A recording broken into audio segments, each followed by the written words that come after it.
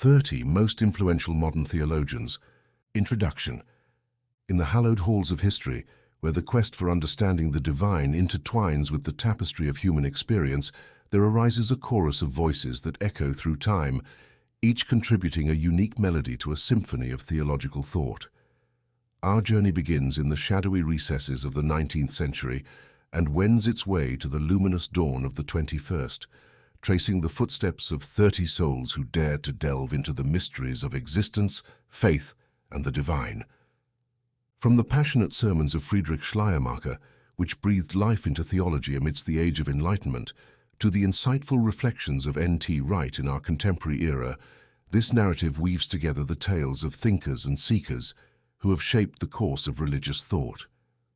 In the pages that follow, we explore the lives of these theologians, not as distant scholars ensconced in ivory towers, but as individuals with hopes, struggles, and revelations. We traverse continents and epochs, witnessing the transformative power of faith amidst wars, revolutions, and epochs of profound change. Each story is a thread in the grand tapestry of theological inquiry, and each voice offers a unique perspective that enriches our collective understanding. These are tales of courage and doubt, of searching and finding. In them, we find reflections of our own quest for meaning. From the quiet contemplation of Thomas Merton to the revolutionary fervor of Gustavo Gutiérrez, these stories invite us to explore the myriad ways in which the divine has been understood and interpreted. As we embark on this journey together, let us open our hearts and minds to the rich diversity of thought that has shaped the theological landscape. In the lives of these remarkable individuals, we find not just the evolution of religious thought, but also the timeless and enduring quest for truth that dwells within each human soul. Chapter 1. Friedrich Schleiermacher. In the annals of modern theology, few figures loom as large as Friedrich Schleiermacher. Born on November 21, 1768, in Breslau, Prussia, now Wrocław, Poland, Friedrich was raised in a devout Reformed Christian family. His father, a chaplain in the Prussian army, initially guided him towards a military career, but Friedrich's burgeoning passion for theology and philosophy led him down a different path. Schleiermacher's early education took place in Moravian schools, known for their pietistic emphasis on personal faith and experience.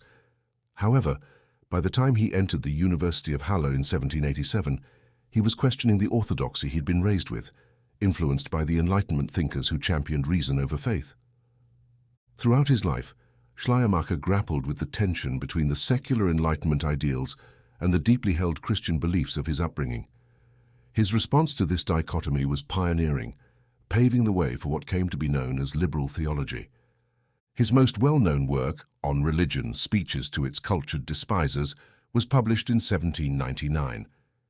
In it, Schleiermacher sought to reconcile the rift between Enlightenment skepticism and Christian doctrine.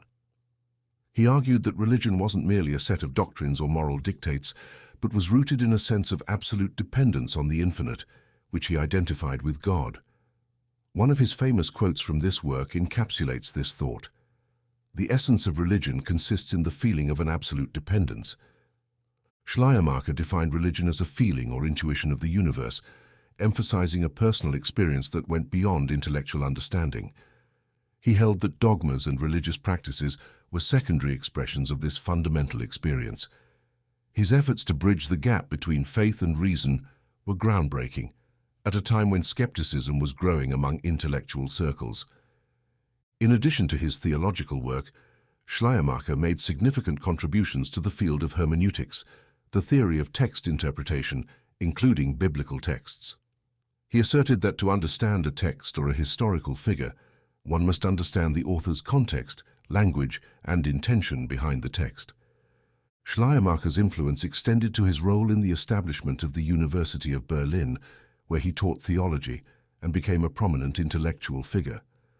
He also played a part in translating Plato's works into German, bringing the classical thinker's ideas into the dialogue with Christian thought. His later work, The Christian Faith, published in 1821-22, systematically presented his theological views, further emphasizing his focus on religious feeling and experience as the core of Christian faith. Schleiermacher passed away on February 12, 1834, leaving behind a legacy that would deeply influence the trajectory of modern theology. His approach allowed Christianity to engage with contemporary culture and philosophy in a new way, making room for faith amidst skepticism and opening the doors for dialogue between faith and reason. His insistence on the experiential nature of religion offered a fresh perspective that would resonate with generations of theologians to come. Chapter 2. John Henry Newman.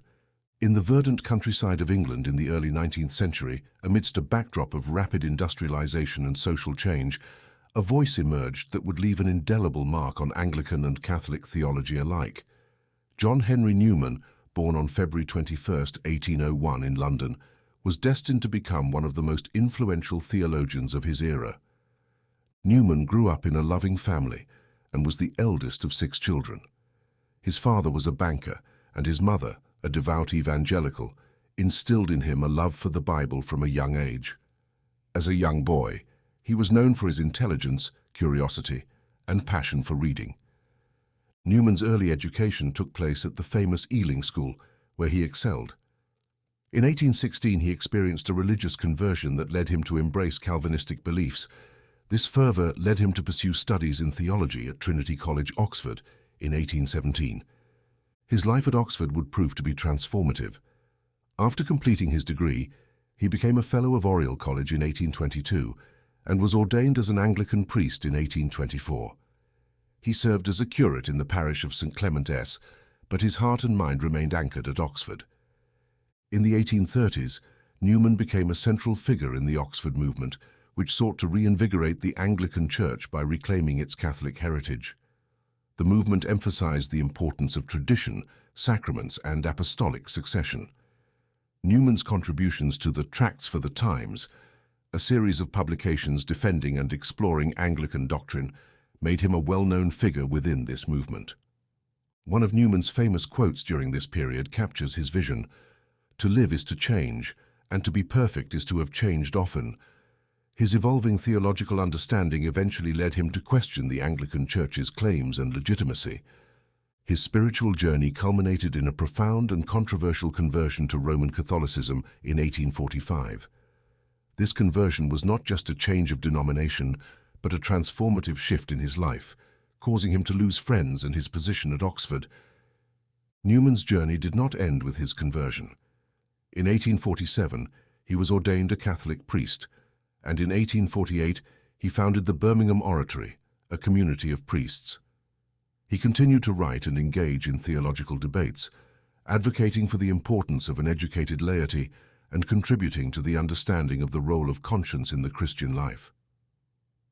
One of his most influential works, An Essay on the Development of Christian Doctrine, 1845, argues that Christian doctrine inevitably develops and evolves over time, and such changes are not only natural, but also a sign of a living faith. Newman also penned the seminal work Apologia pro vita sua, 1864, a spiritual autobiography that defended his religious decisions and explored the landscape of faith and doubt. His ideas on the relationship between faith and reason were encapsulated in The Idea of a University, 1852, wherein he argued for the compatibility of faith and intellectual inquiry. Pope Leo XIII recognized Newman's contributions by naming him a cardinal in 1879, an honor bestowed without requiring him to become a bishop first. Newman continued to write, preach, and influence Christian thought until his death on August 11, 1890. John Henry Newman's legacy is profound. Canonized as a saint by Pope Francis in 2019, he is remembered not just for his significant intellectual contributions, but also for his deeply personal journey of faith. His life and work stand as testament to the continuous quest for truth within Christianity and the transformative power of a deeply held belief. Chapter 3. Søren Kierkegaard. Amidst the intellectual fervor of 19th century Europe, the cobblestone streets of Copenhagen bore witness to the restless wanderings of a figure whose contributions would come to define existentialist thought and deeply influence Christian theology. Søren A.B. Kierkegaard, born on May 5, 1813, into a wealthy and devoutly Lutheran family, would come to challenge conventional religious beliefs and prompt individuals to confront the depths of their own existence. The youngest of 7 children, Kierkegaard's early life was marked by familial tragedy, with the deaths of 5 of his siblings and his mother. His father, Michael Pedersen Kierkegaard, was a deeply religious man whose own struggles with faith profoundly influenced young Søren. Kierkegaard's intellectual journey began at the University of Copenhagen, where he studied theology, philosophy, and literature. His initial years at the university were somewhat directionless, but a personal spiritual crisis in 1838 prompted him to take his studies more seriously. By 1840, he completed his dissertation, The Concept of Irony, with continual reference to Socrates, which explored the nature of irony in the works of Socrates and other figures. However, it was Kierkegaard's tumultuous engagement to Regine Olsen, a relationship he broke off in 1841, that would serve as an emotional catalyst for much of his subsequent work. This painful separation led him to focus on his writing, and he began to prolifically produce books and articles, often under various pseudonyms. Kierkegaard is perhaps best known for his critique of systematic philosophy, particularly Hegelianism, and his emphasis on the subjective experience of the individual. He proposed that truth is not just objective, but also subjective, and that one must experience truth personally to fully understand it. This line of thought is evident in one of his famous quotes: "Subjectivity is truth, and truth is subjectivity." His works such as Either Or, 1843, and Fear and Trembling, 1843, delve into the complexities of choice, faith, and ethical life. In Fear and Trembling, he used the pseudonym Johannes de Silentio to explore the story of Abraham's willingness to sacrifice his son Isaac, presenting it as a model of faith that transcends reason. In The Sickness unto Death, 1849, under the pseudonym Anticlimacus, Kierkegaard delves into concepts of despair, sin, and the self, suggesting that true Christian faith is the antidote to despair. He argued that organized religion, particularly the Danish state church, often hindered individuals from experiencing a personal relationship with God. Kierkegaard's influence extended beyond theology to existentialist philosophy, where thinkers such as Jean-Paul Sartre and Friedrich Nietzsche found resonance with his ideas on individual existence and responsibility. Despite being plagued by health issues and often isolated from his contemporaries, Kierkegaard's passion for exploring the depths of human existence and faith never waned. He passed away on November 11, 1855, at the age of 42. Today, Søren Kierkegaard is celebrated as a philosopher who dared to question the status quo, and as a theologian who prompted individuals to confront the complexities of faith head-on. His works challenge readers to embark on a personal journey of belief, and his legacy continues to thrive in both philosophical and theological dialogues, standing testament to the enduring power of introspection in the quest for truth. Chapter 4.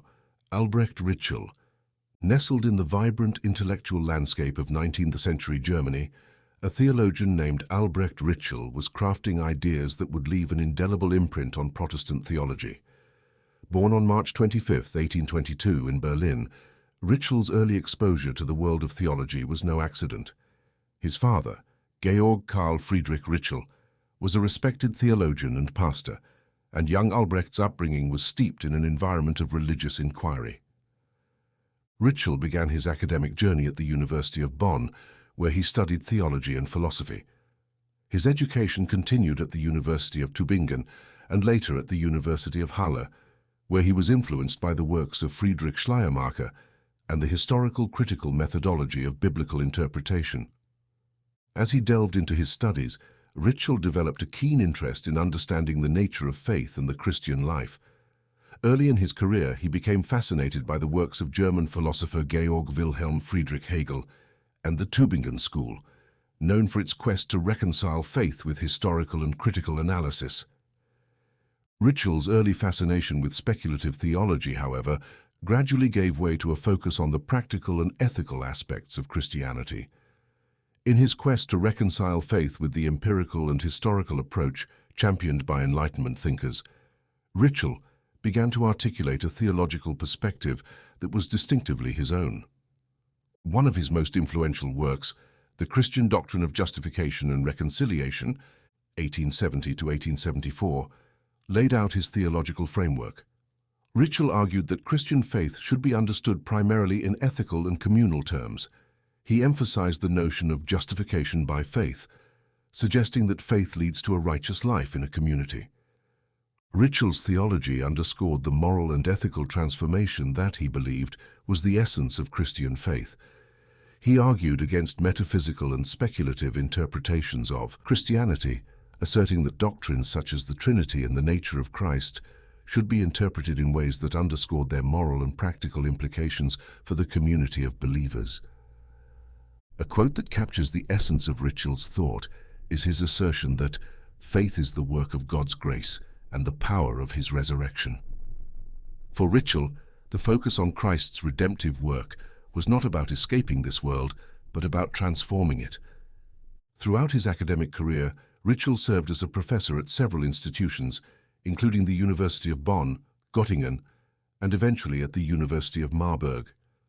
His teachings gained a significant following and gave rise to what came to be known as the Ritschlian school, or the Ritschl movement, influencing theologians like Wilhelm Herrmann and Adolf von Harnack. Albrecht Ritschl passed away on March 20, 1889, but his legacy lived on in the debates and discussions that his ideas sparked. He sought a middle path between the skepticism of liberal theology and the dogmatism of conservative orthodoxy. His emphasis on the ethical dimensions of faith and the importance of community in Christian life carved a niche for practical and socially engaged Christianity.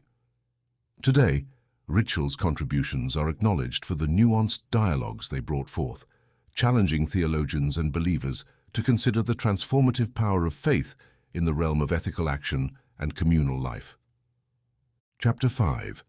Charles Haddon Spurgeon.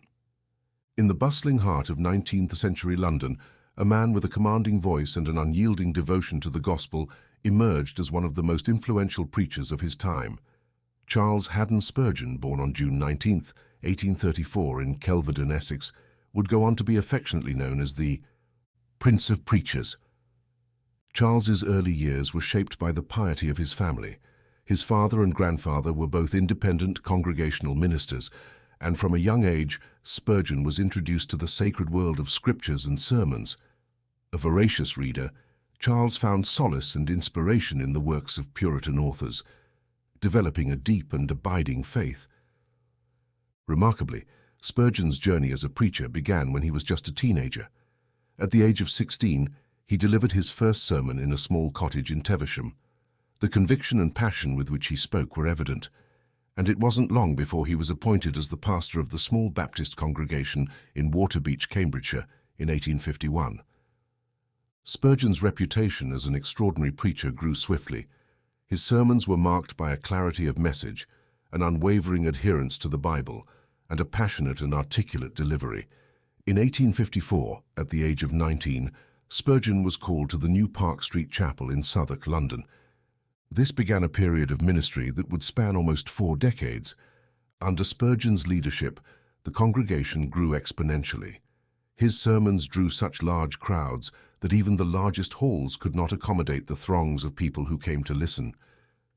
To address this, the Metropolitan Tabernacle was built, which could seat around 5,000 people and provided standing space for another 1,000. The tabernacle was regularly filled to capacity as people from all walks of life came to hear Spurgeon preach. One of Spurgeon's quotes encapsulates his preaching style: "I take my text and make a beeline to the cross."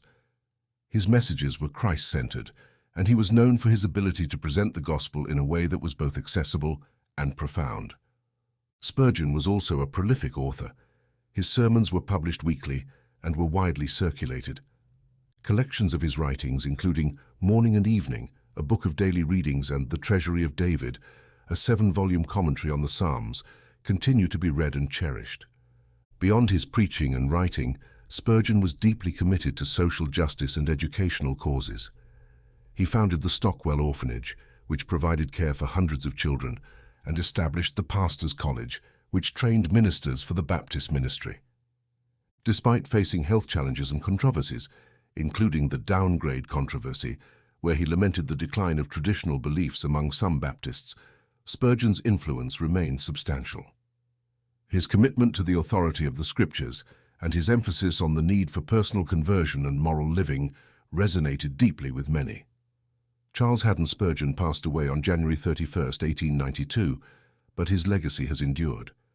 Today, he is remembered not only for his eloquence and his vast literary contributions, but also for his compassionate heart and his unwavering commitment to the gospel message. Spurgeon's life and work continue to inspire Christians worldwide, serving as a testament to the enduring power of faith and the spoken word. Chapter 6. Adolf von Harnack. In the annals of Christian scholarship, few names are as revered and occasionally contested as that of Adolf von Harnack. Born on May 7, 1851, in the town of Dorpat, then part of the Russian Empire and now known as Tartu, Estonia, Harnack would emerge as one of the most influential theologians and church historians of his era. Adolf's father, Theodosius Harnack, was a theology professor, ensuring that young Adolf was immersed in a scholarly environment from the outset. The Harnack family moved to Germany during Adolf's childhood, and he began his formal education at the University of Dorpat before continuing his studies at the University of Leipzig. Harnack's scholarly pursuits were driven by a desire to explore the origins and historical development of Christianity. Trained in the rigors of historical and critical methodologies, he sought to sift through centuries of tradition and dogma to uncover what he believed to be the essence of Christian faith. One of Harnack's most significant works, History of Dogma, 1894-1899, is a multi-volume exploration of the evolution of Christian dogmas from the early apostolic age through the Reformation.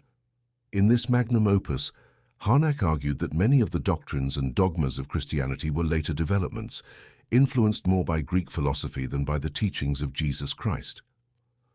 Harnack is perhaps best known for his quest to distill Christianity to its simplest form. In his famous lectures published as What is Christianity, 1900, he posited that the core of Jesus' teachings could be summarized in the ideas of the fatherhood of God, the brotherhood of man, and the infinite value of the human soul. Harnack believed that stripping away the layers of dogma would reveal a more pure and ethical form of Christianity. A quote that captures Harnack's perspective is his assertion that Christianity is something simple and sublime. It is ethics and eternal life.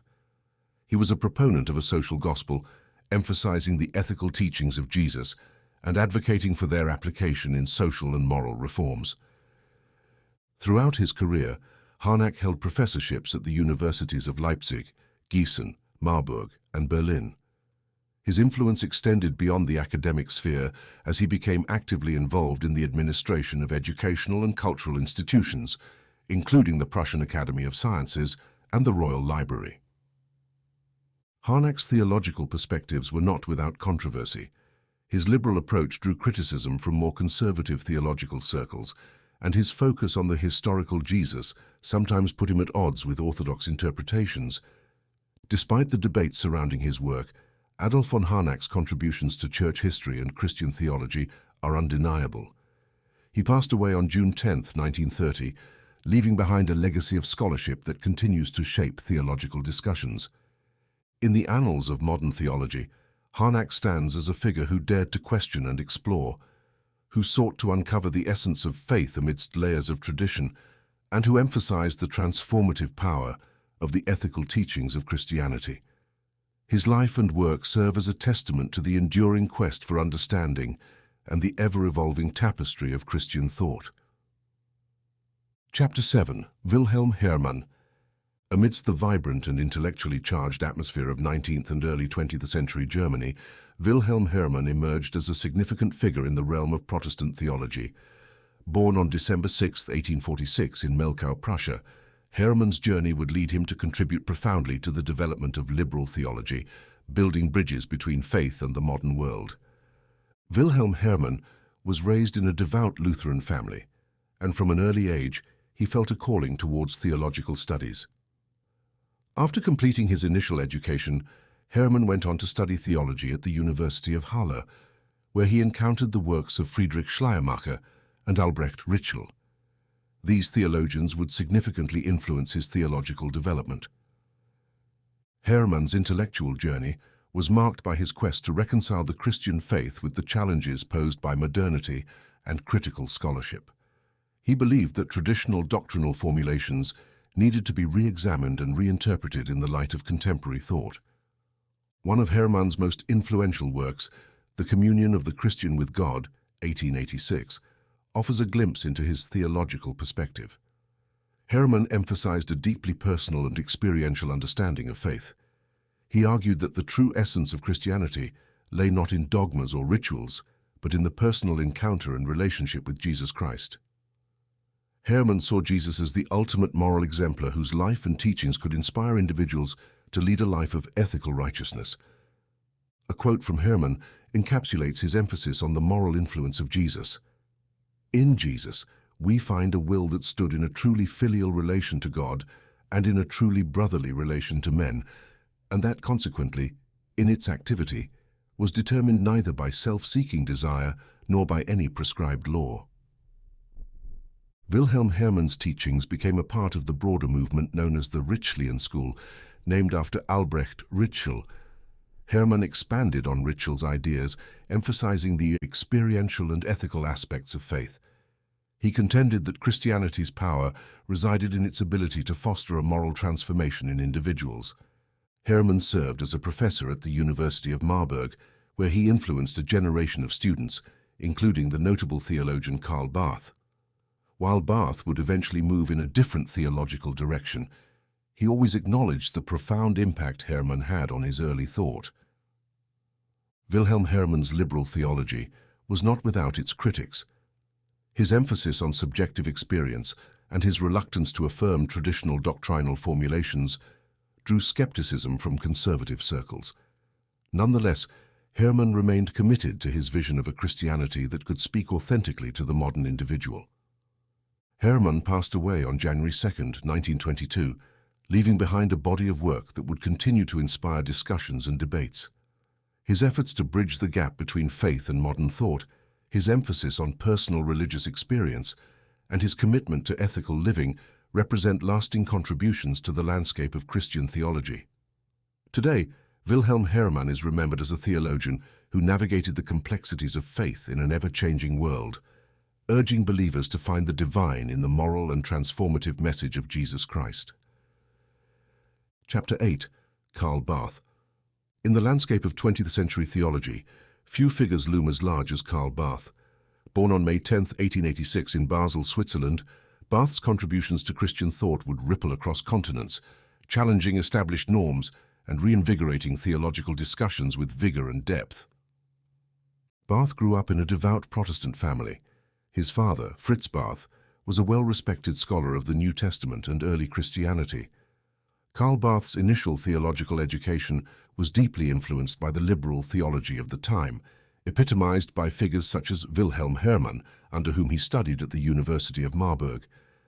However, the outbreak of World War I and the subsequent socio-political upheaval led to a radical transformation in Barth's thinking.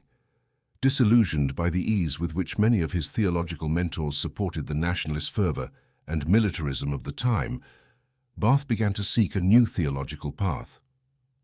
Barth's groundbreaking commentary on the New Testament book of Romans, first published in 1919, and later expanded in a second edition in 1922, marked a decisive break from the liberal theology of his early years.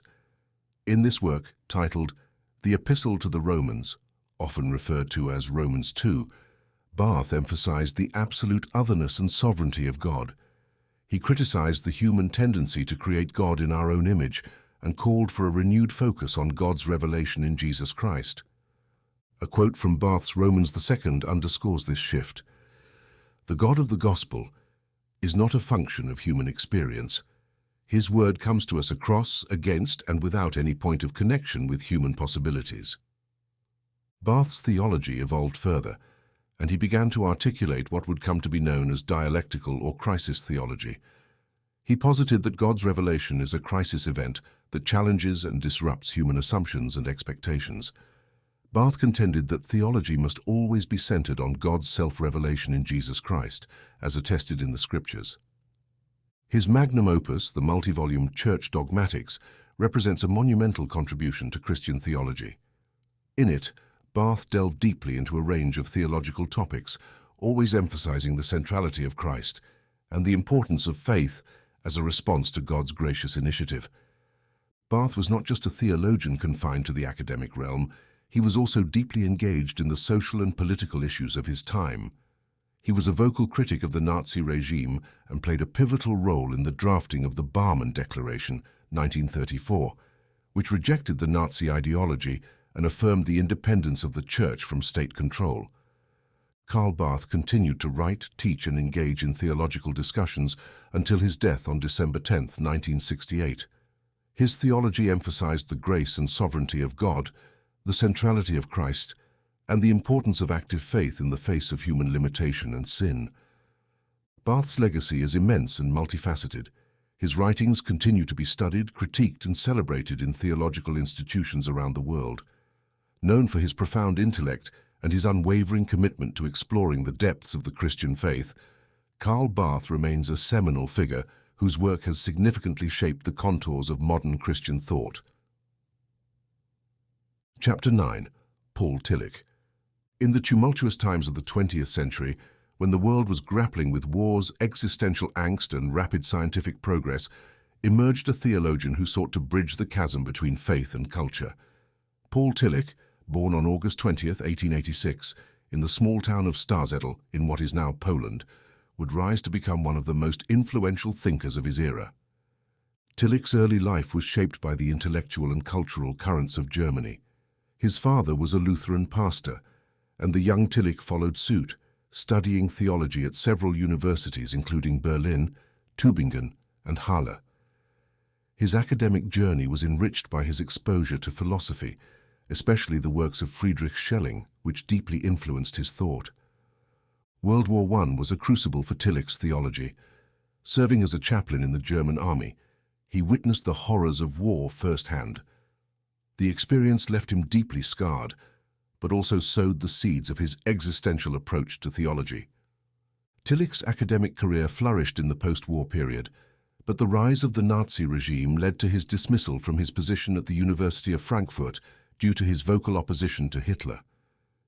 This expulsion, however, opened a new chapter for Tillich as he emigrated to the United States in 1933, where he would hold teaching positions at Union Theological Seminary, Harvard Divinity School, and the University of Chicago. Paul Tillich's theological approach can be described as an attempt to correlate questions arising from human existence with answers derived from Christian revelation. He sought to create a dialogical space where faith and reason, tradition and culture could engage in a transformative conversation. One of Tillich's most significant contributions is his concept of the God above God. He argued against a literal anthropomorphic understanding of God and instead posited that God is the ground of being, the ultimate reality that underlies all existence. Tillich famously declared, "God does not exist, he is being itself beyond essence and existence." Tillich's three-volume systematic theology delves into his innovative and comprehensive exploration of Christian doctrine. He also wrote extensively on topics such as the nature of faith, the role of symbols in religious language, and the importance of courage as an existential virtue. Tillich's work, The Courage to Be, 1952, stands out as a seminal text that explores the human confrontation with anxiety and the quest for meaning. He posited that faith is an act of courage, an affirmation of one's existence in the face of life's uncertainties and despairs. Paul Tillich's efforts to create a theology that speaks to the existential concerns of individuals won him a wide audience, both within and outside religious circles. His work continues to be a touchstone for discussions on the interface between theology and culture. Tillich passed away on October 22, 1965, leaving behind a rich legacy of theological thought that continues to inspire and challenge. His enduring influence stems from his fearless engagement with the pressing questions of his time and his unwavering belief in the relevance and transformative power of faith in the modern world. Chapter 10. Rudolf Bultmann. In the annals of 20th century Christian theology, Rudolf Bultmann stands out as a figure who dared to re-examine and reinterpret the sacred texts of Christianity in the light of contemporary thought. Born on August 20, 1884, in Wiefelstedt, Germany. Bultmann's journey was marked by his quest to demystify the New Testament and make its message accessible to the modern mind. Bultmann grew up in a Lutheran parsonage, and the influence of his pastor father undoubtedly played a significant role in shaping his early intellectual and spiritual development. He studied theology at the universities of Tübingen, Berlin, and Marburg, where he was deeply influenced by the works of Wilhelm Herrmann and Adolf von Harnack, among others. Rudolf Bultmann's academic career flourished as he delved into the New Testament, particularly the writings attributed to the Apostle Paul and the Gospel of John. He held teaching positions at several universities, including the University of Marburg, where he spent a significant part of his career. Bultmann is perhaps best known for his advocacy of demythologizing the New Testament. He posited that the mythological language and cosmology found in the Scriptures were reflective of the worldview of the first-century Mediterranean world and needed to be reinterpreted for contemporary audiences. Bultmann's approach aimed at stripping away the mythological elements to reveal the existential message of the Gospel. He believed that beneath the layers of ancient cosmology and miraculous events, the New Testament conveyed profound truths about human existence, alienation, and the possibility of authentic living. One of Bultmann's most famous quotes encapsulates his approach. "When we encounter the words of Jesus in history, we do not judge them by a philosophical system with reference to their rational validity. They meet us with the question of how we are to interpret our own existence." Bultmann's work, New Testament and Mythology, 1941, outlines his method of demythologizing and calls for a reinterpretation of the Christian message in existential terms. He drew upon the existential philosophy of Martin Heidegger and sought to understand faith as a mode of existence. His work on the Gospel of John and his massive commentary on the Epistle to the Romans are considered landmark contributions to biblical scholarship. Bultmann emphasized that faith is not assent to historical or doctrinal propositions, but is instead a radical existential response to the call of God in Christ. While Bultmann's approach garnered praise for its intellectual rigor and honesty, it also attracted significant criticism. Many theologians felt that his demythologizing project went too far, stripping the Christian message of its supernatural and transformative elements. Rudolf Bultmann passed away on July 30, 1976. Despite the controversies, his legacy endures as one of the most influential and debated figures in modern theology. Bultmann's unwavering commitment to engage with the Christian faith from the standpoint of modern existential questions has left an indelible mark on the way theology is done. He opened up new vistas for understanding and engaging with the sacred texts, ensuring that the message of the New Testament continues to be a living dialogue across the ages. Chapter 11. Dietrich Bonhoeffer. In the darkest hours of the 20th century, when totalitarian regimes sought to snuff out the light of freedom and dignity, a young theologian rose to embody the resilient spirit of faith in action. Dietrich Bonhoeffer, born on February 4, 1906, in Breslau, Germany, now Wrocław, Poland, would become a symbol of courageous resistance against tyranny and a prophetic voice for authentic Christian discipleship. Bonhoeffer was born into an affluent and intellectually gifted family. His father, Karl Bonhoeffer, was a renowned psychiatrist, and his mother, Paula, instilled in the family a strong Christian faith. From an early age, Dietrich displayed a keen interest in theology. He studied at the universities of Tübingen and Berlin, where he was exposed to a spectrum of theological perspectives. In his early career, Bonhoeffer spent a year in the United States at Union Theological Seminary in New York City. This experience had a profound impact on him, particularly his exposure to the African American church and the struggle against racial injustice. Bonhoeffer took back with him not just theological insights, but also a deep sense of social responsibility anchored in faith. Bonhoeffer's return to Germany coincided with the rise of Adolf Hitler and the Nazi regime.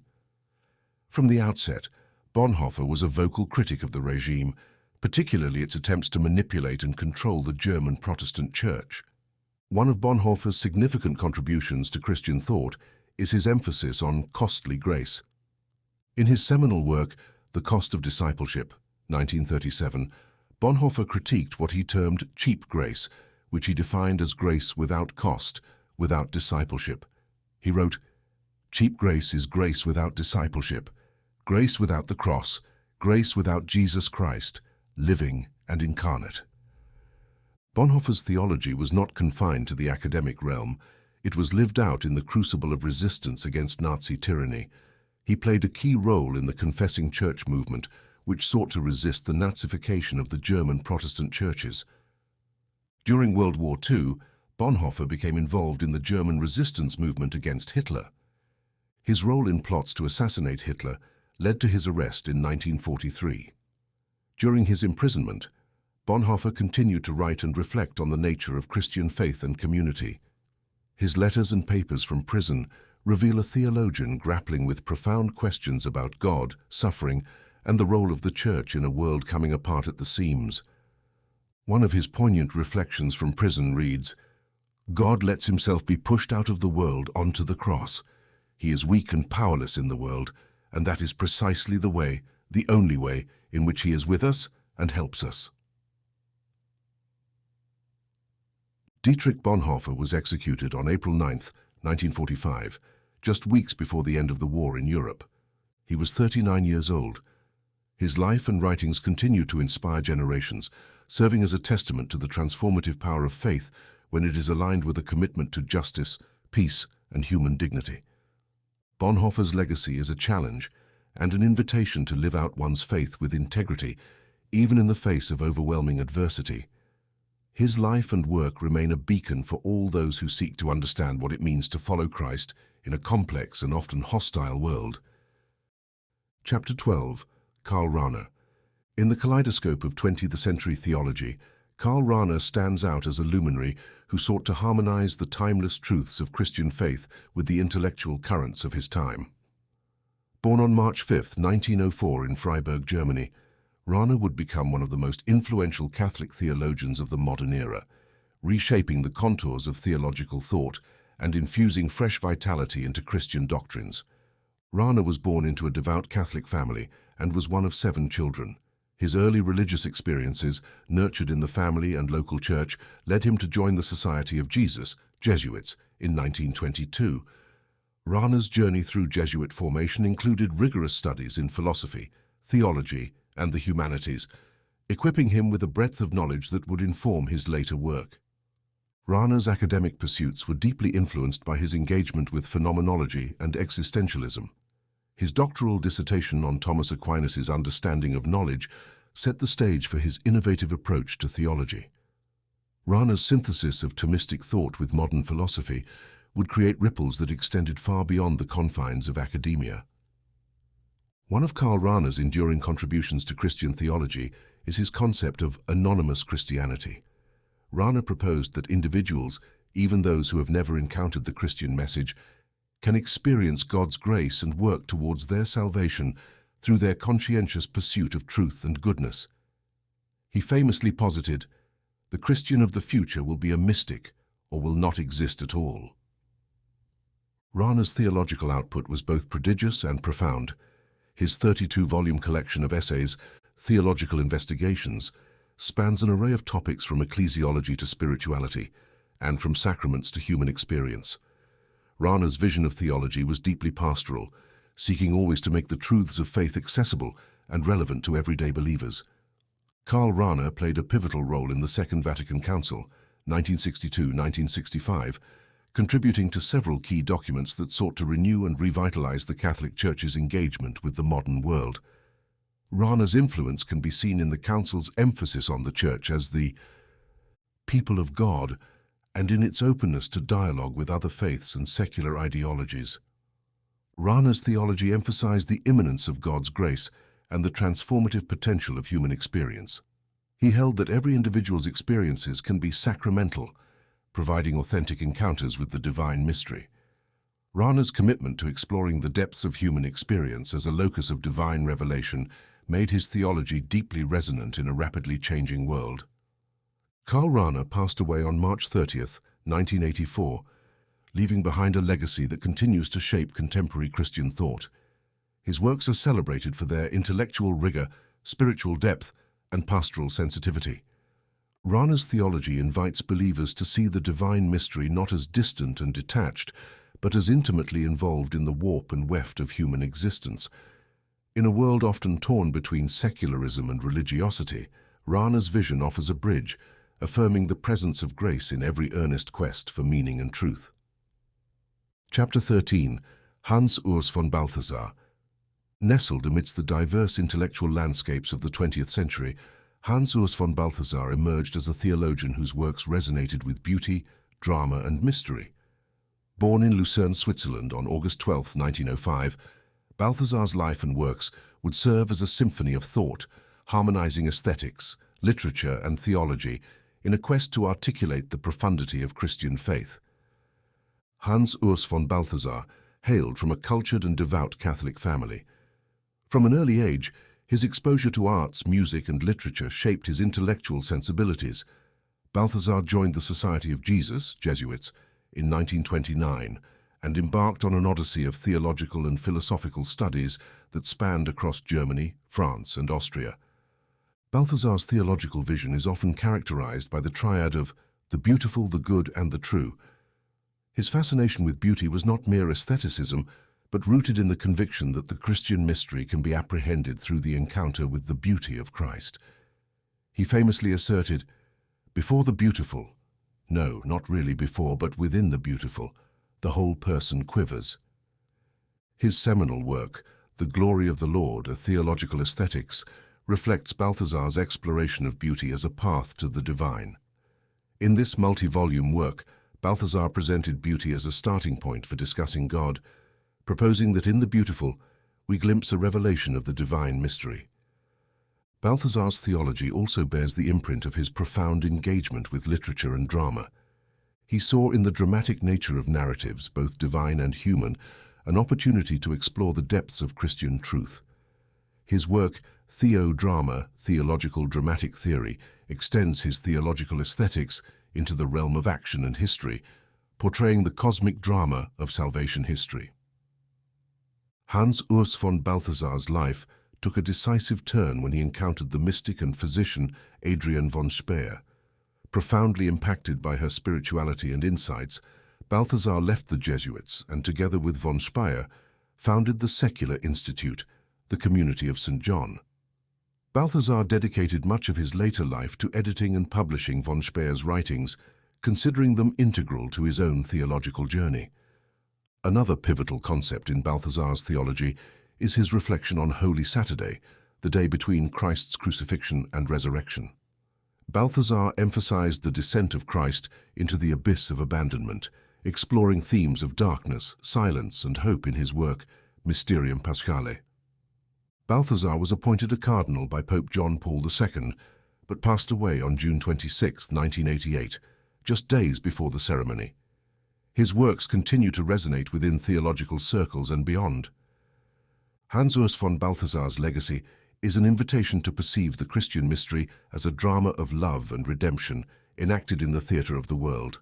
His theology invites believers to a deeper contemplation of the Christian mystery, urging them to perceive the divine fingerprints in the beauty, drama, and truth that unfold in the tapestry of existence. Chapter 14. Reinhold Niebuhr. In the arena of modern theology and public discourse, few voices echo with the clarity and moral urgency of Reinhold Niebuhr. Born on June 21, 1892, in Wright City, Missouri, Niebuhr's journey would take him from the humble surroundings of a Midwestern parsonage to the bustling intellectual milieu of New York City, shaping him into one of the most influential theologians and public intellectuals of the 20th century. Reinhold Niebuhr was born into a German-American family deeply rooted in the Evangelical Synod of North America.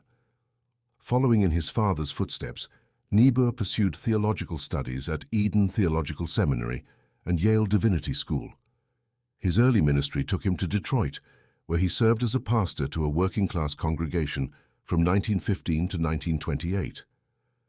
Niebuhr's time in Detroit was transformative, as he witnessed the struggles of his parishioners amidst industrialization and economic injustice.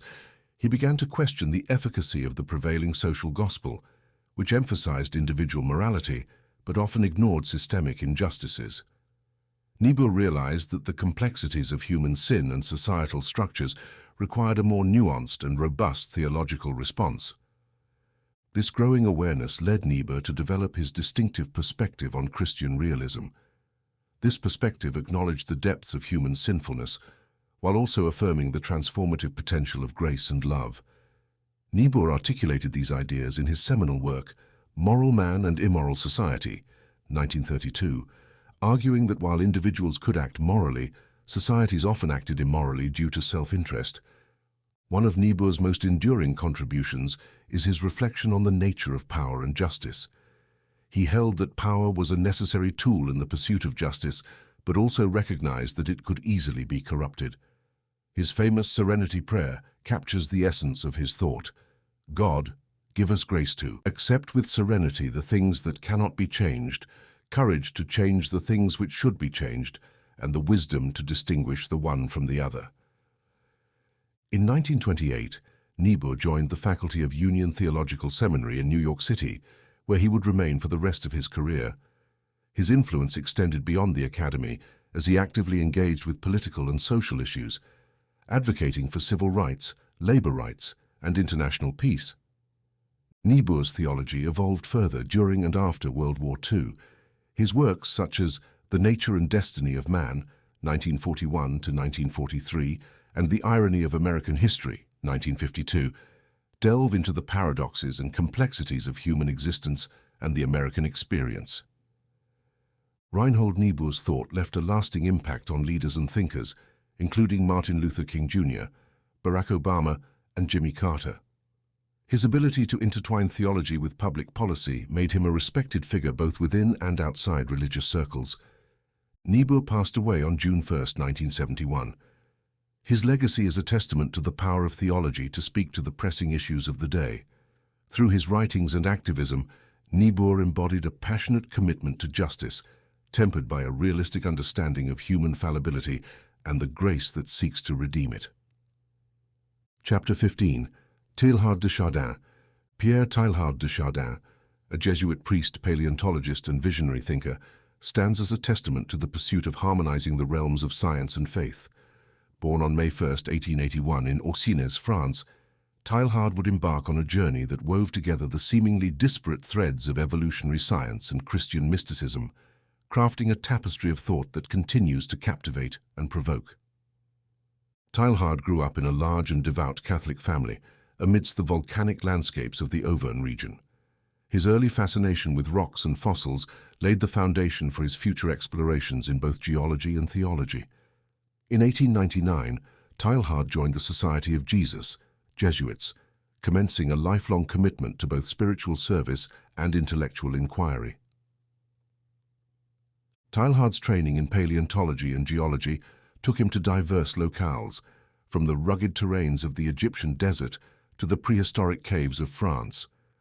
His contributions to the discovery of the Peking man fossils in China established him as a respected figure in the scientific community. However, it was Teilhard's synthesis of his scientific observations with his spiritual insights that would mark his most distinctive legacy. Teilhard envisioned a universe evolving towards an ultimate point of complexity and consciousness, which he termed the Omega point. He saw in this evolutionary process a reflection of the Christian understanding of Christ as the cosmic culmination of all things.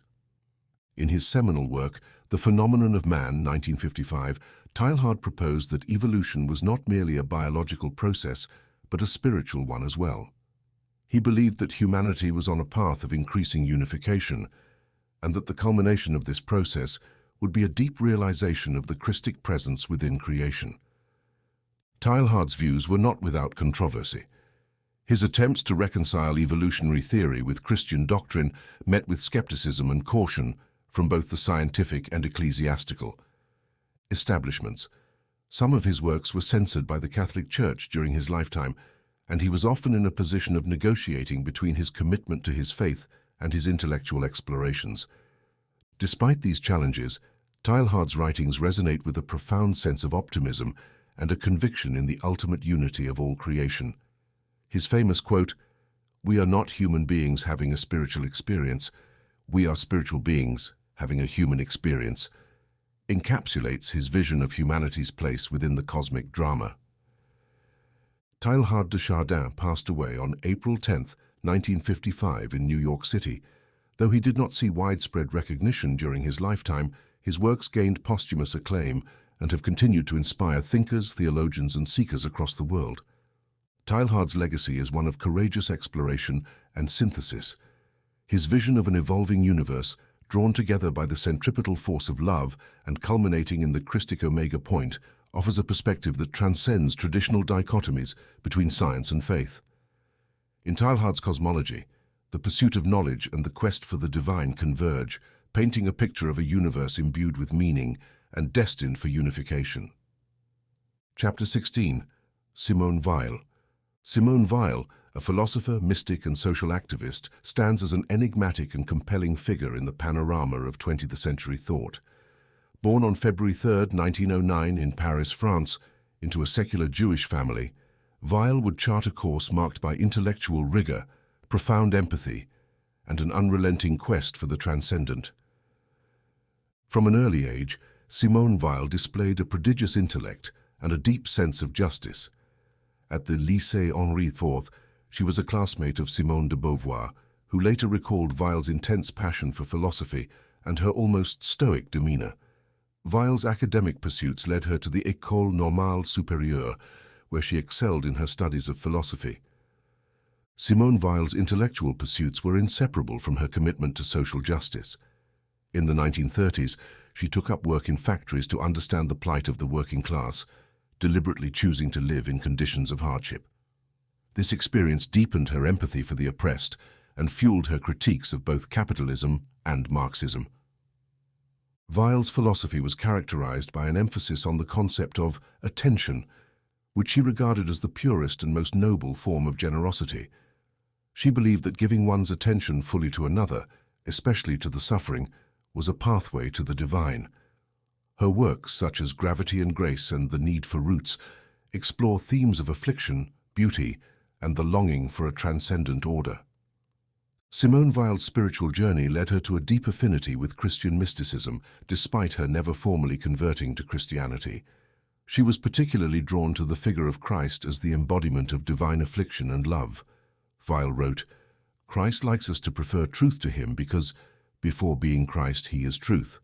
If one turns aside from him to go toward the truth, one will not go far before falling into his arms." During World War II, Weil's desire to actively resist the Nazis led her to join the French resistance in England. Her health, already fragile, deteriorated rapidly due to her insistence on living in solidarity with those suffering in the war, even rationing her own meals to subsist on what she believed was available to those in occupied France.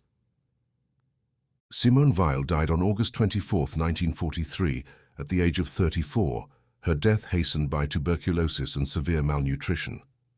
Her writings, most of which were published posthumously, continue to inspire and challenge thinkers across the spectrum of disciplines and beliefs. Simone Weil's legacy is a tapestry of paradoxes: an agnostic mystic, a detached yet deeply compassionate thinker, and an intellectual who sought God in the crucible of human suffering. Her life and work stand as a testament to an unrelenting quest for truth and an unwavering solidarity with the afflicted. In Weil's thought, the realms of intellect, spirituality, and social activism converge, offering a vision of hope and transcendence amidst the crucibles of suffering and injustice. Chapter 17. C.S. Lewis, Clive Staples. Lewis, known to the world as C.S. Lewis, was born on November 29, 1898 in Belfast, Northern Ireland. An author, scholar, and Christian apologist, Lewis's profound contributions to literature and theology have resonated across generations, leaving an indelible mark on both the academy and popular culture. Lewis's early years were marked by a vibrant imagination and a love for storytelling. Tragedy struck when his mother died of cancer, and young Lewis was sent away to a series of boarding schools. These years fostered in him a deep disillusionment with religion, and by his teenage years, he had embraced atheism. C.S. Lewis served as an officer in the British Army during World War I. The horror and camaraderie he witnessed during the war deeply influenced his views on humanity and morality. After the war, he pursued studies at Oxford University, excelling in classics and English literature. At Oxford, Lewis's intellectual and spiritual journey took a dramatic turn. Influenced by friends and colleagues, including J.R.R. Tolkien and Hugo Dyson, he began to reconsider his atheistic stance. After a series of conversations and soul-searching, Lewis converted to Christianity in 1931. He described his conversion in his autobiographical work, Surprised by Joy, as being dragged kicking and screaming into the kingdom of God. Lewis's conversion marked the beginning of his prolific career as a Christian writer and apologist. His works of Christian apologetics, such as Mere Christianity, The Problem of Pain, and Miracles, tackled profound theological and philosophical questions with clarity and grace, bringing complex ideas to a broad audience. However, it was perhaps through fiction that C.S. Lewis's theological imagination found its fullest expression. The Chronicles of Narnia, a series of 7 children's books, introduced readers to the magical world of Narnia, where allegory and adventure intertwined to explore themes of redemption, sacrifice, and the battle between good and evil. Aslan, the lion and Christ figure of Narnia, is one of Lewis's most enduring creations. Lewis also explored adult fiction, most notably through his Space Trilogy, which melded science fiction with Christian themes. His novel, Till We Have Faces, a retelling of the myth of Cupid and Psyche, is considered by some to be his most sophisticated work of fiction. C.S. Lewis was no stranger to personal suffering. The death of his wife, Joy Davidman, led him to write A Grief Observed, a raw and honest exploration of loss and faith. Lewis passed away on November 22, 1963, the same day as the assassination of President John F. Kennedy. His death was somewhat overshadowed by the global event, but his legacy continued to grow posthumously. C.S. Lewis's ability to communicate profound truths through storytelling and logical argumentation has endeared him to readers across the world. His works continue to inspire, challenge, and provide solace to those exploring the depths of human experience and the mysteries of the divine. Lewis once wrote, "I believe in Christianity as I believe that the sun has risen, not only because I see it, but because by it I see everything else." His writings invite readers to see the world through this lens of transcendent hope. Chapter 18. Thomas Merton.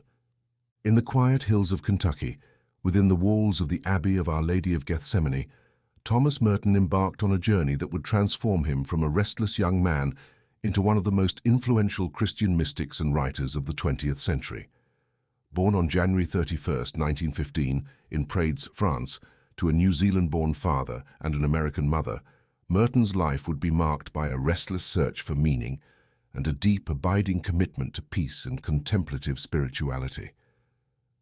Merton's early years were marred by loss and displacement. His mother died when he was 6, and his father passed away when he was a teenager. These losses led Merton on a quest for belonging and understanding, a search that took him across oceans and into the depths of the human experience. After a tumultuous youth and education in France, England, and the United States, Merton enrolled at Columbia University in New York City. Here he immersed himself in literature, philosophy, and the vibrant intellectual culture of the city. However, amidst the whirlwind of academia and urban life, Merton felt a persistent inner emptiness. Merton's spiritual awakening was a gradual process, influenced by his readings of medieval mystics, the writings of Aldous Huxley, and a profound experience at a mass in Harlem. These encounters with the divine led him to explore Catholicism, and in 1938 he converted to the Catholic faith. His conversion was not the end, but the beginning of his spiritual journey. Merton felt a calling to a monastic life, and in 1941 he entered the Trappist Abbey of Our Lady of Gethsemane in Kentucky. His experiences as a monk formed the basis of his classic autobiography, The 7-Story Mountain, which became a bestseller and introduced a generation to the richness of contemplative spirituality. Merton was a prolific writer. His works spanned poetry, theology, social critique, and interfaith dialogue. He was deeply concerned with issues of social justice, peace, and the nuclear arms race. In his writings, Merton explored the intersection of contemplation and action, urging his readers to find God not only in the silence of prayer, but also in the pursuit of justice. Merton was a pioneer in interfaith dialogue. He believed that contemplative practices could serve as a bridge between different religions and cultures. His dialogues with prominent figures such as D.T. Suzuki, Thich Nhat Hanh, and the Dalai Lama broke new ground in the understanding between Christianity and Eastern religions. One of Merton's enduring quotes encapsulates his understanding of the spiritual life. "The beginning of love is the will to let those we love be perfectly themselves, the resolution not to twist them to fit our own image." Thomas Merton's life was cut short unexpectedly when he died in a tragic accident on December 10, 1968, while attending an interfaith conference in Thailand. Yet his legacy endures through his writings and the continued relevance of his insights into spirituality, peace, and social justice. Merton's journey from the bustling streets of New York to the quiet solitude of a Trappist monastery reflects a universal quest for meaning and connection. His writings and life stand as a testament to the transformative power of faith and the enduring call to seek peace, both within oneself and in the world. Chapter 19. Jürgen Moltmann. The echoes of war and the quest for hope intertwine in the life and work of Jürgen Moltmann, a German theologian whose profound insights have shaped contemporary Christian thought. Born on April 8, 1926, in Hamburg, Germany, Moltmann's early life was marked by the devastation of World War II, an experience that would sow the seeds of his future theological explorations.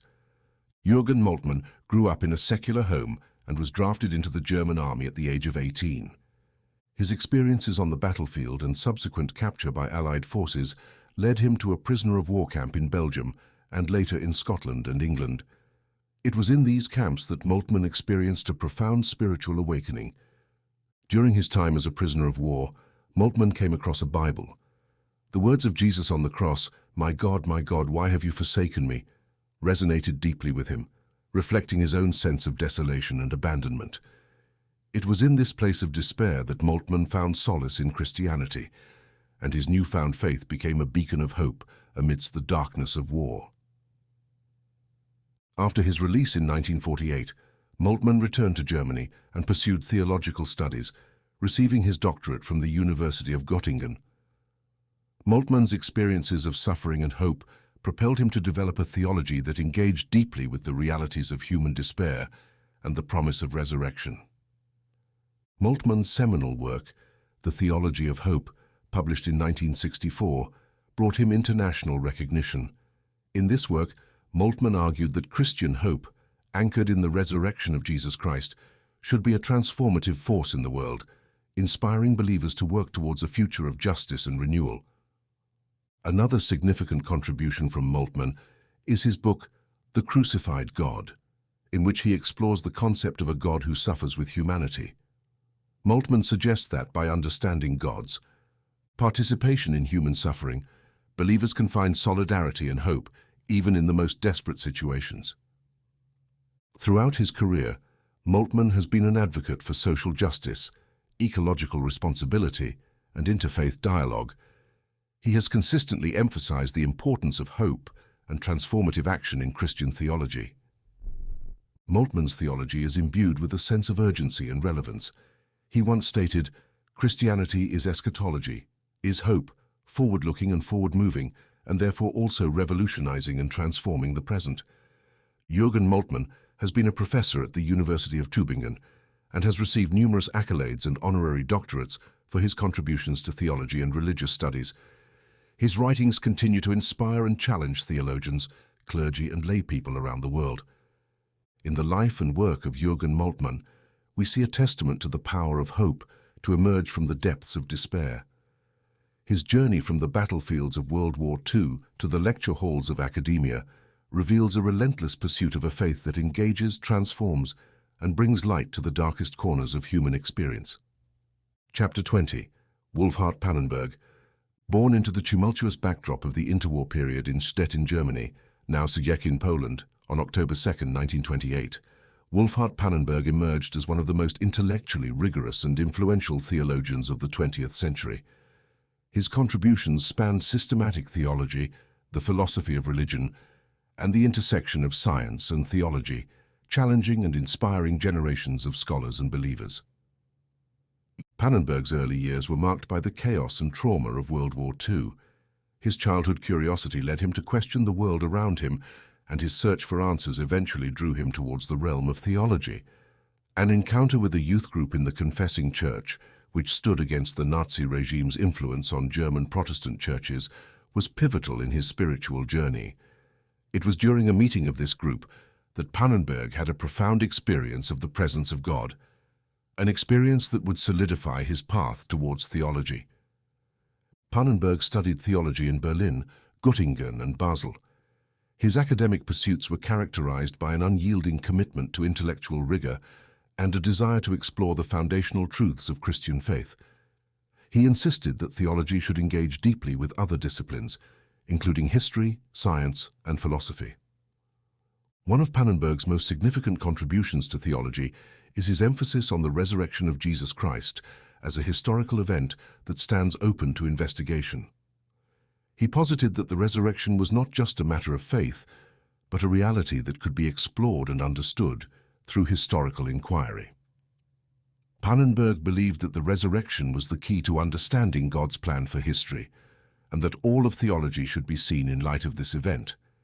His monumental work, the 3-volume Systematic Theology, is a testament to his expansive and integrative approach. In it, Pannenberg explored everything from the nature of God to the role of the Church in the world, all while engaging with a wide array of disciplines and perspectives.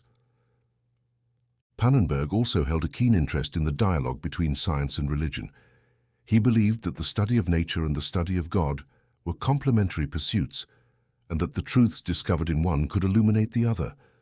A well-known quote from Pannenberg encapsulates his approach to theology. "The truth of faith cannot be confirmed by any other truth.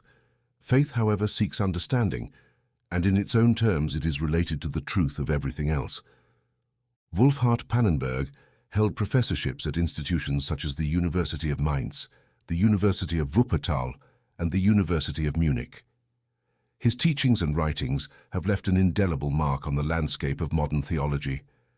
Pannenberg passed away on September 4, 2014, but his legacy endures. His relentless pursuit of understanding, commitment to dialogue between disciplines, and unwavering focus on the centrality of the resurrection have left a rich heritage for those seeking to explore the depths of Christian faith and its place in the world. Chapter 21. Hans Küng.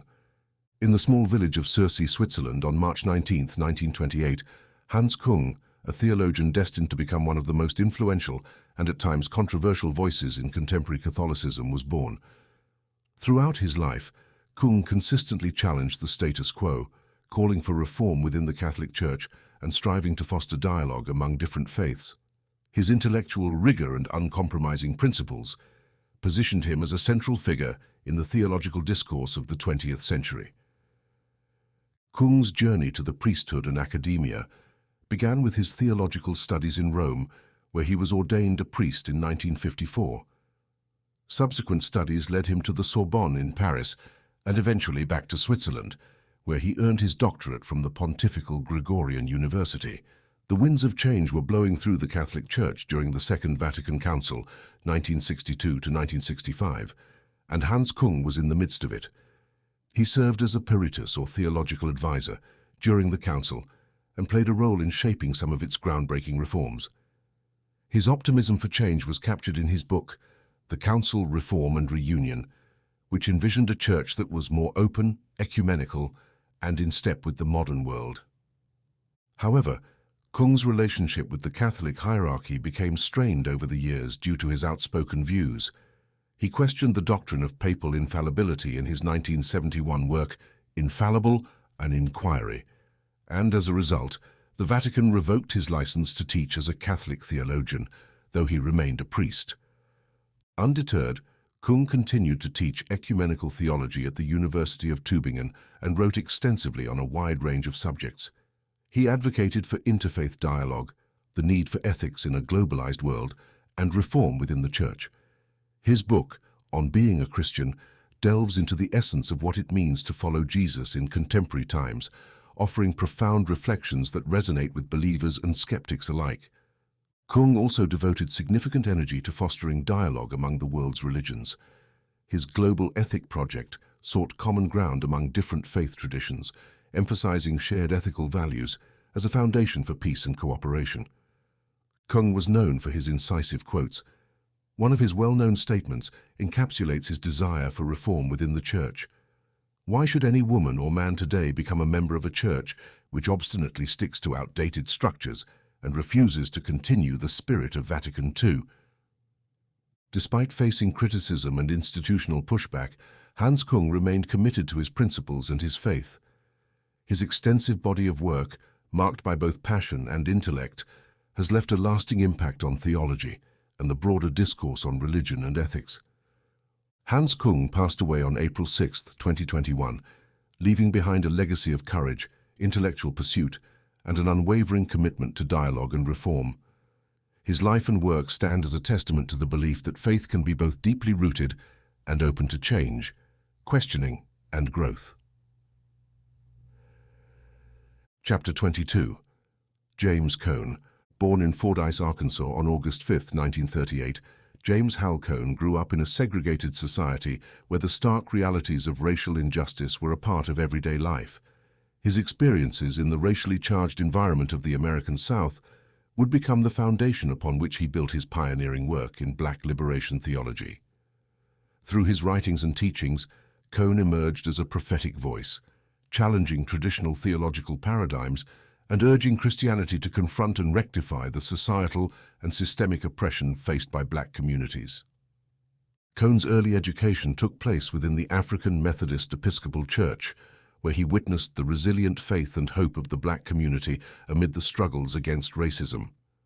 Inspired by this faith, he pursued theological studies, earning degrees from Philander Smith College, Garrett Theological Seminary, and Northwestern University, where he obtained his Ph.D. in systematic theology. James Cone radically reimagined Christian theology from the perspective of the Black experience in America. His groundbreaking book, Black Theology and Amp Black Power, published in 1969, was a clarion call for theologians to abandon a neutral stance in the face of social injustice. Cone emphasized that God takes sides and aligns with the oppressed, an idea he saw exemplified in the life and teachings of Jesus Christ. Cone's work sought to bridge the teachings of the Christian faith with the burgeoning civil rights and Black Power movements. He believed that the liberation of oppressed Black communities was intrinsically connected to the gospel message. For Cone, theology was not a mere academic exercise, but a lived response to the existential struggles faced by real communities.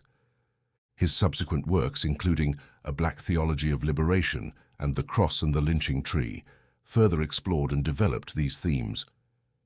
In the latter, Cone drew poignant parallels between the crucifixion of Jesus and the lynching of Black individuals in the United States, arguing that the two were deeply connected symbols of suffering and hope. Cone was known for his compelling and often provocative quotes. One such statement encapsulates his theology. Theology's first task is to make the oppressed conscious of their condition, to affirm their experience and their God-given ability to resist the definitions and thereby the confinements of the oppressor. For over 4 decades, Cone taught at Union Theological Seminary in New York City, where he influenced countless students and fellow theologians. His teachings and writings urged a re-evaluation of established theological frameworks and encouraged a faith that actively seeks justice. James Cone passed away on April 28, 2018, but his legacy endures through his pioneering contributions to theology and social justice. By placing the experience of Black Americans at the heart of his theological inquiries, Cone revolutionized the way Christianity is understood and practiced, affirming the intrinsic connection between faith and the pursuit of liberation and justice. Chapter 23. John Hick. John Harwood Hick, born on January 20, 1922, in the city of Scarborough, England, was destined to become one of the most influential and thought-provoking philosophers of religion and theologians of the 20th century. From his early years, Hick was deeply interested in questions of faith and philosophy, an interest that would shape his life's work and lead him to challenge traditional Christian perspectives with his pluralistic approach to religion. Hick's journey began with his studies in law at the University of Hull, but the outbreak of World War II led him to enlist in the military. His experiences during the war propelled him to explore questions about the meaning of life, faith and suffering. After the war, Hick shifted his focus to philosophy and theology, studying at Edinburgh, Oxford and Cambridge. Initially, John Hick identified as a devout evangelical Christian, but his encounters with other faith traditions and his intellectual pursuits led him to reconsider some of his foundational beliefs. He served as a minister for a brief period before transitioning into academia, where he found his true calling. Throughout his career, Hick taught at several prestigious institutions, including Princeton Theological Seminary, Claremont Graduate University, and the University of Birmingham. His academic work sought to understand and interpret the diversity of religious experiences and beliefs globally. John Hick is perhaps best known for developing a pluralistic hypothesis which posits that all the world's great religions are legitimate responses to the divine or the real, as he referred to it. His book, An Interpretation of Religion, Human Responses to the Transcendent, articulates this view, suggesting that different religious traditions are culturally conditioned responses to the same ultimate reality. Hick's work often sparked controversy, especially among more traditional Christian theologians, because he challenged the exclusivity of Christian claims to truth and salvation. He proposed that other religious paths could be equally valid avenues to the divine. One of Hick's memorable quotes encapsulates his perspective. "It is surely a remarkable fact, and one not yet fully absorbed by our religious consciousness, that in our small and endangered planet, religious people of different faiths are now living side by side as never before." John Hick was also deeply concerned with issues of human rights, social justice, and religious freedom. His writings extend beyond theology into ethics, and his commitment to these values was evident in his active participation in social justice initiatives. Hick's prolific writings, his open-minded approach to religious pluralism, and his pursuit of a more inclusive understanding of faith have left a lasting mark on both academic and interfaith dialogues. John Hick passed away on February 9, 2012, leaving behind a rich legacy of scholarship and dialogue. His ideas continue to inspire conversations that seek common ground amidst religious diversity, promoting a spirit of mutual respect and understanding among followers of different faith traditions. Chapter 24. Leonardo Boff. Leonardo Boff, born on December 14, 1938 in Concordia, Brazil, would grow to become one of the most prominent voices in Latin American liberation theology. His life and work have been characterized by a passionate commitment to the marginalized and a fervent desire to see social and ecclesiastical structures transformed to reflect justice and compassion. Boff was born into a deeply Catholic environment, and from an early age he felt drawn to religious life. At the age of 12, he joined the Franciscan seminary and was later ordained a priest in the Order of Friars Minor in 1964. His theological studies took him to Munich, Germany, where he earned a doctorate under the guidance of the notable theologian Karl Rahner. Leonardo Boff's return to Brazil coincided with a time of intense political and social turmoil. The nation was under an oppressive military dictatorship, and poverty and inequality were rampant. Boff immersed himself in the struggles of the poor and developed a theology that sought not only to understand these struggles, but also to contribute to transformative social change. Boff became one of the key figures in the development of liberation theology, a movement that interprets Christian teachings through the lens of social, economic, and political liberation for the oppressed. His seminal work, Jesus Christ Liberator, A Critical Christology for Our Time, critiques traditional Christological approaches and instead presents Jesus as a liberator and advocate for the marginalized. Another influential work, Church, Charism and Power, critically examined the power structures of the Catholic Church and advocated for a more decentralized and participatory church. Boff's writings were not without controversy, and his outspoken critiques led to tensions with the Vatican. In 1985, he faced a silencing order from the Congregation for the Doctrine of the Faith, which restricted his writing and teaching for a year. Boff's commitment to the poor and marginalized was unwavering. His famous quote, "When I give food to the poor, they call me a saint. When I ask why they are poor, they call me a communist," encapsulates his conviction that true compassion requires confronting systemic injustice. In 1992, after further tensions with the Vatican, Leonardo Boff left the priesthood to continue his work as a lay theologian and social activist. His later writings delved into ecological spirituality, advocating for an ethic of care towards the earth. Boff became a prominent voice in the discussions around eco-theology and the rights of nature. Despite facing institutional pushback, Leonardo Boff's influence has been significant both in Latin America and globally. His relentless pursuit of justice, his dedication to the voices of the marginalized, and his contributions to liberation and eco-theology have shaped conversations and activism in theology, ecology, and social justice for decades. Leonardo Boff's journey exemplifies a theology in action, firmly grounded in the realities of the world and unafraid to challenge the status quo. His writings and life continue to inspire those seeking a faith that is deeply intertwined with justice, compassion, and liberation. Chapter 25. Gustavo Gutiérrez. In the sprawling city of Lima, Peru on June 8, 1928, Gustavo Gutiérrez Merino was born into a world rife with poverty and inequality. From these challenging beginnings, he would rise to become the founding father of liberation theology, a movement that has left an indelible mark on the landscape of modern Christian thought. Gutiérrez's early life was characterized by hardship and illness. He battled tuberculosis as a teenager, a struggle that led him to experience firsthand the suffering of the marginalized in his society. This formative experience would shape the trajectory of his life and his theological vision.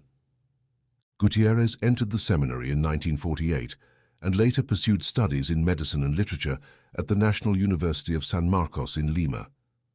His intellectual pursuits took him to Europe, where he studied psychology and philosophy at the Catholic University of Louvain and eventually earned a doctorate in theology at the University of Lyon.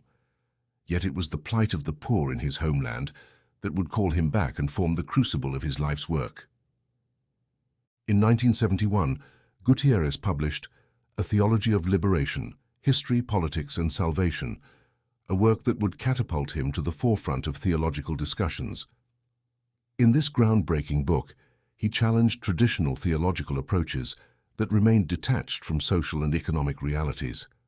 Instead, he advocated for a preferential option for the poor, urging Christians to understand and engage with faith through the lens of poverty and oppression. Gutiérrez's liberation theology emphasized that God's love is profoundly manifest in the struggle for economic and social justice. He wrote, "The poverty of the poor is not a call to generous relief action, but a demand that we go and build a different social order."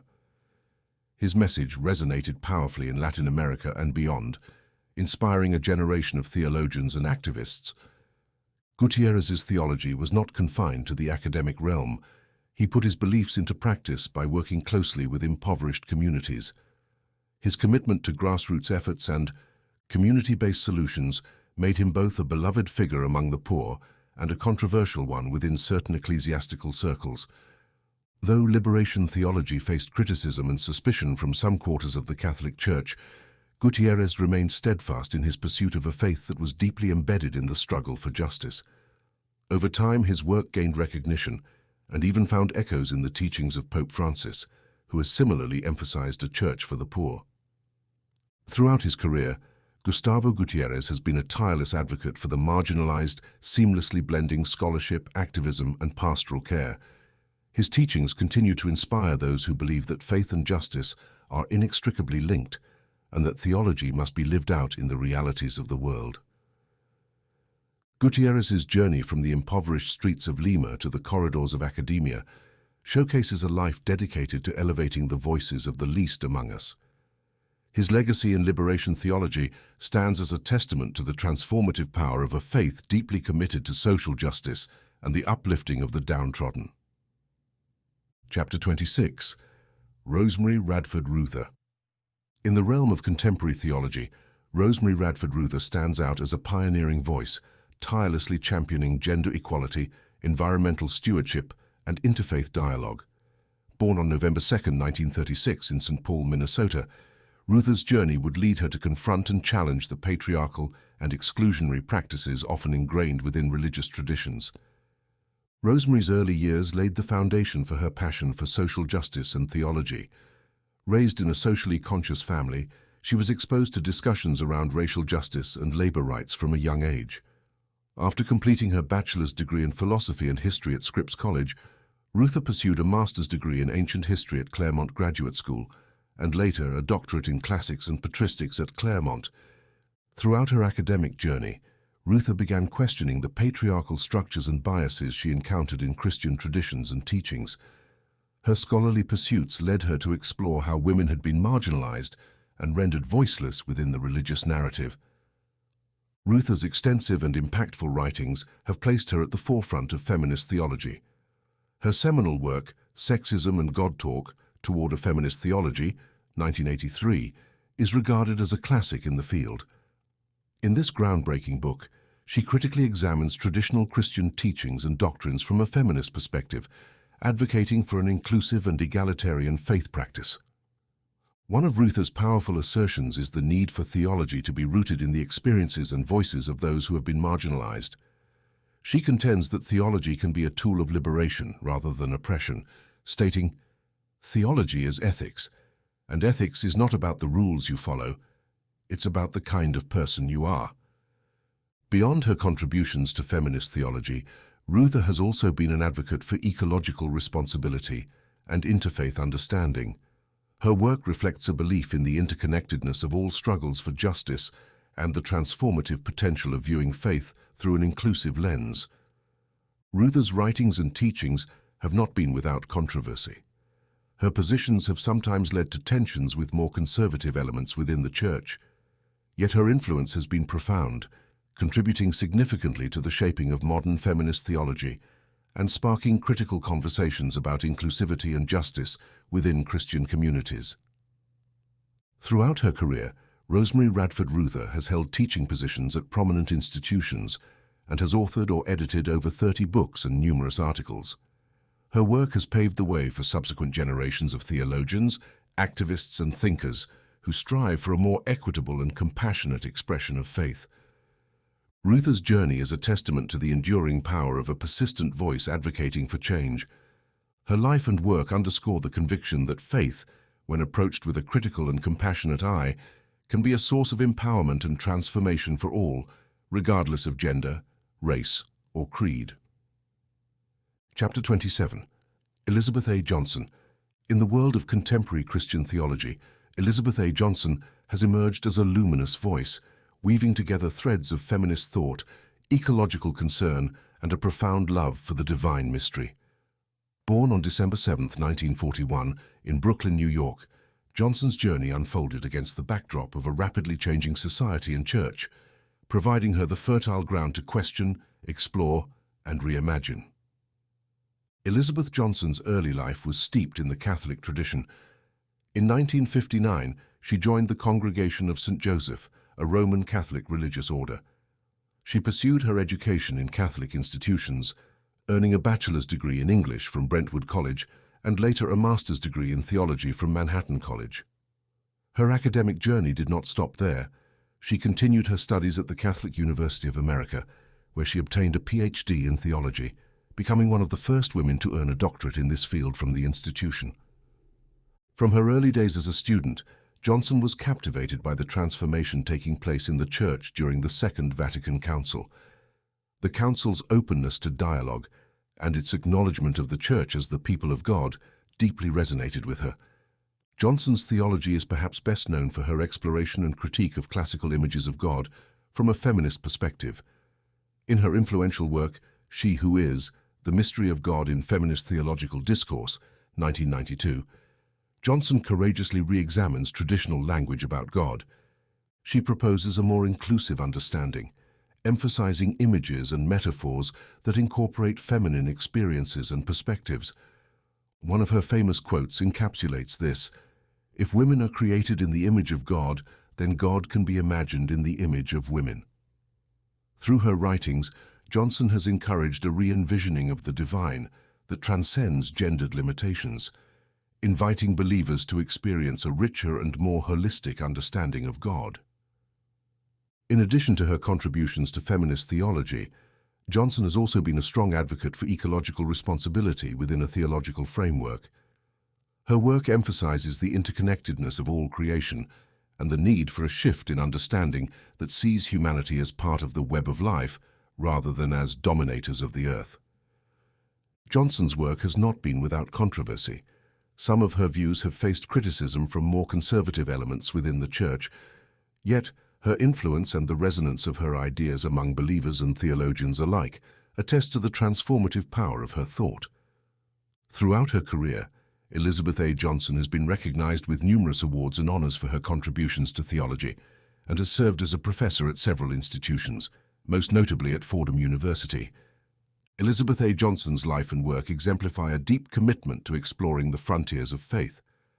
By daring to ask challenging questions and seeking to expand the boundaries of theological discourse, Johnson has illuminated new pathways for understanding and experiencing the divine in our ever-changing world. Chapter 28. Henri Nouwen. In the latter half of the 20th century, Henri Joseph Machiel Nouwen emerged as a gentle and compassionate voice in Christian spirituality, connecting deeply with people from various walks of life through his writings, teachings, and pastoral work. Born on January 24, 1932, in Nijkerk, Netherlands, Nouwen's journey was one of self-discovery, profound vulnerability, and an unwavering desire to echo the love of Christ in the world. Henri's spiritual journey began early. He felt a call to the priesthood as a young boy, which led him to pursue studies in psychology and theology. He was ordained a Catholic priest in 1957 and went on to study psychology at the Catholic University of Nijmegen. His academic pursuits took him across the Atlantic, where he taught at the University of Notre Dame, the Yale Divinity School, and later at Harvard Divinity School. Despite his successful academic career, Nouwen's heart sought something deeper and more intimate in his relationship with God. This longing led him to explore contemplative spirituality and to journey into various Christian communities. He spent several months as a Trappist monk at the Abbey of the Genesee in New York and immersed himself in Latin American liberation theology during a sojourn in Peru. Nouwen's writings, which include over 40 books, have endeared him to a wide audience. His works such as The Wounded Healer, 1972, The Return of the Prodigal Son, 1992, and Life of the Beloved, 1992, are celebrated for their profound insight, relatable experiences, and empathetic tone. He had a unique gift for articulating the deep yearnings of the human heart and the transformative power of embracing one's vulnerabilities. One of his memorable quotes encapsulates this sentiment: "The greatest trap in our life is not success, popularity, or power, but self-rejection." Nouwen's writings consistently echo themes of inner healing, divine love, and the need for community. Perhaps the most transformative chapter in Nouwen's life came in 1986, when he chose to step away from academia and join the L'Arche Daybreak community in Toronto, Canada. L'Arche communities, founded by Jean Vanier, provide homes and workplaces where people with and without intellectual disabilities live and work together as peers. Here, Nouwen served as a pastor, experiencing the profound simplicity and authenticity of love and community.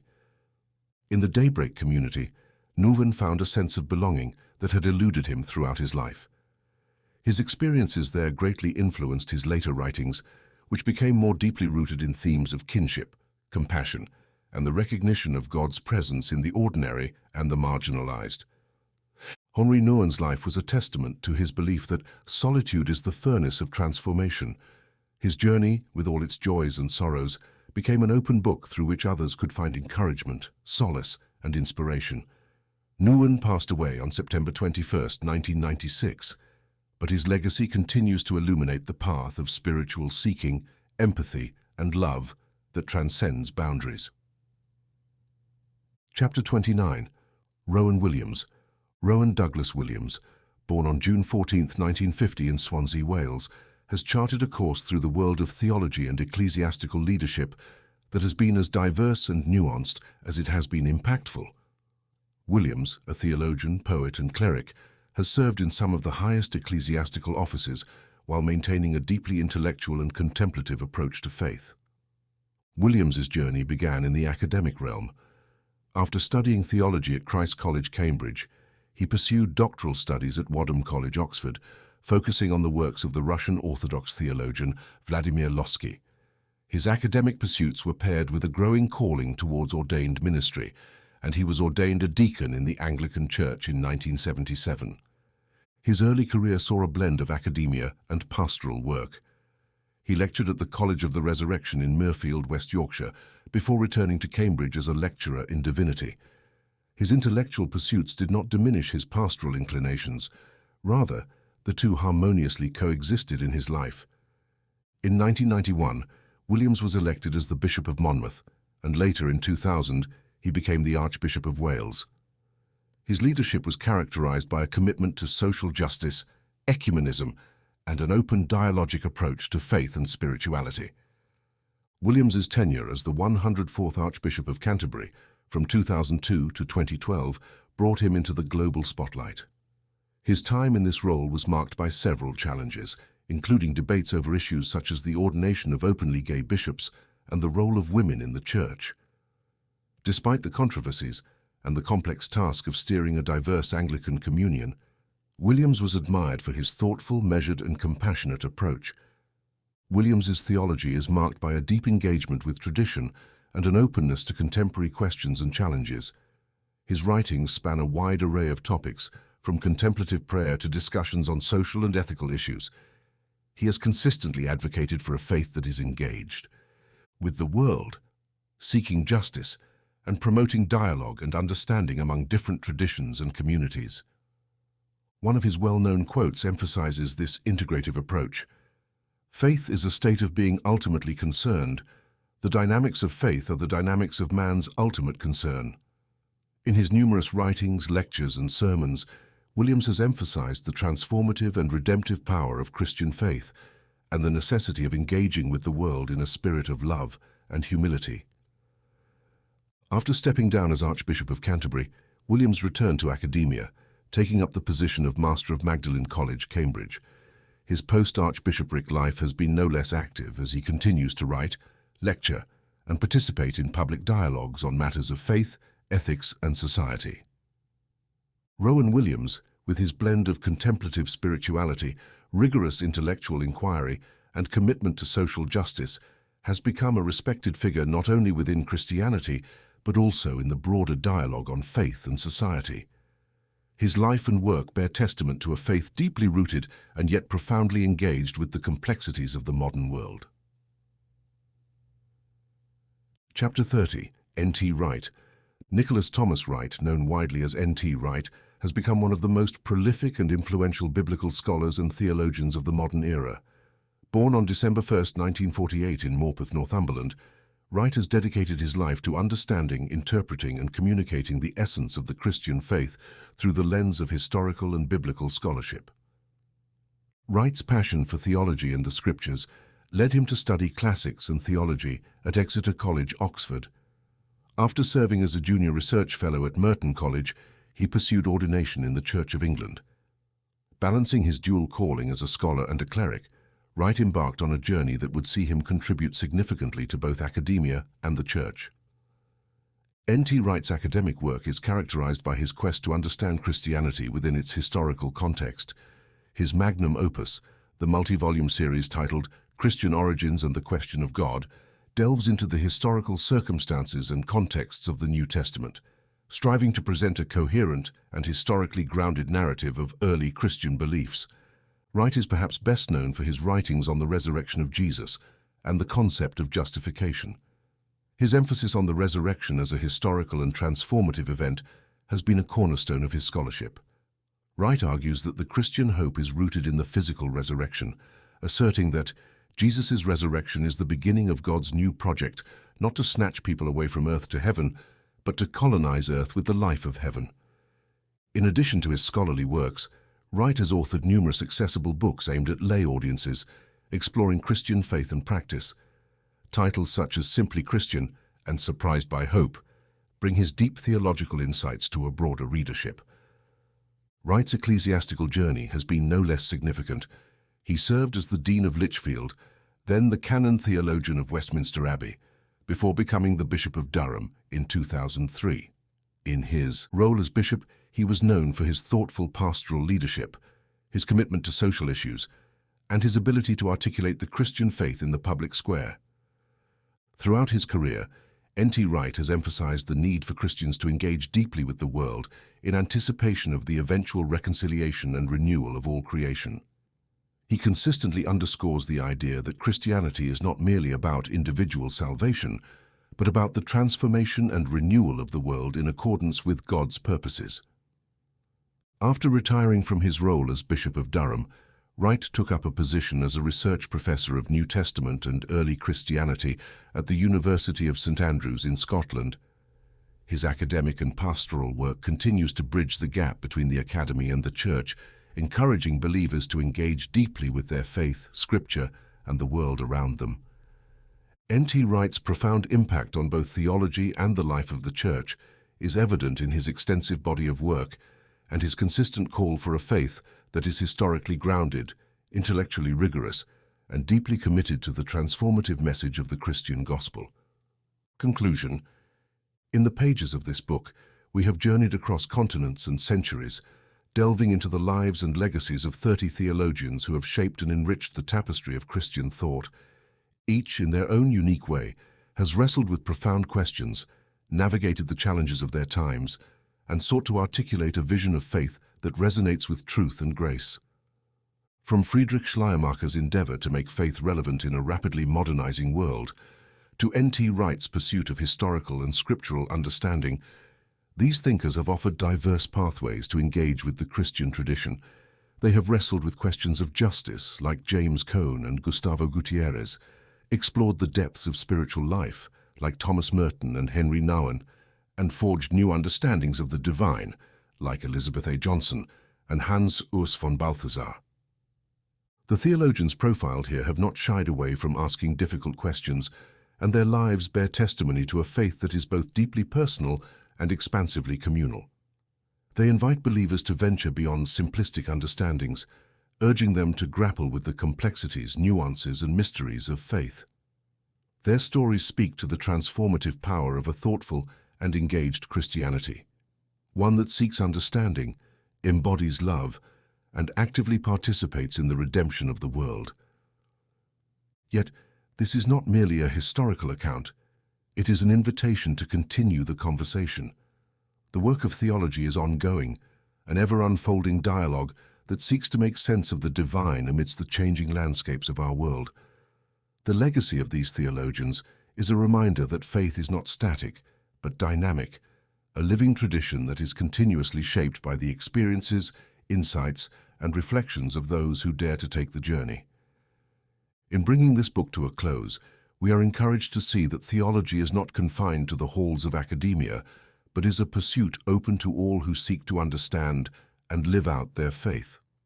The tapestry continues to be woven, and the dialogue continues to evolve, beckoning each new generation to explore, question, and contribute their own threads to the rich and diverse mosaic of Christian thought. May the stories and insights of these theologians inspire, challenge, and encourage you on your own journey of faith, understanding, and exploration. The quest for truth and meaning is an enduring one, and as these theologians have shown us, it is a journey filled with the promise of discovery, transformation, and hope.